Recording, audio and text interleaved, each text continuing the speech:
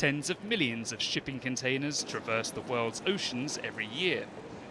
But Asia exports far more than it imports, so most of these shipping containers make the return trip empty.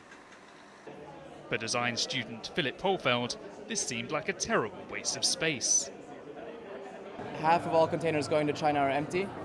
That means that right now 13 million containers annually are traveling around with just air.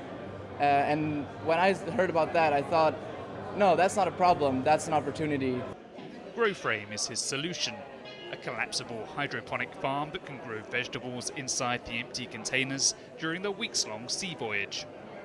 I thought about an autonomous process that works in an enclosed environment over 3 weeks, and that brings a real benefit to China, and that can be collapsible as possible, so it can be made as small as possible.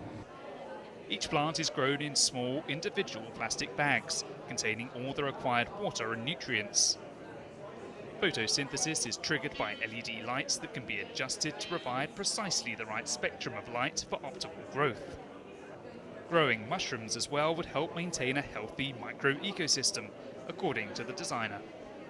I'm growing cabbages, spinaches, lettuces, and bean sprouts. All these plants create oxygen, as we know, and it's really good in nature because it balances with animals.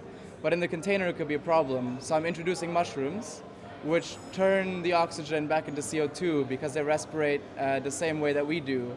And that way, the whole system keeps itself in check.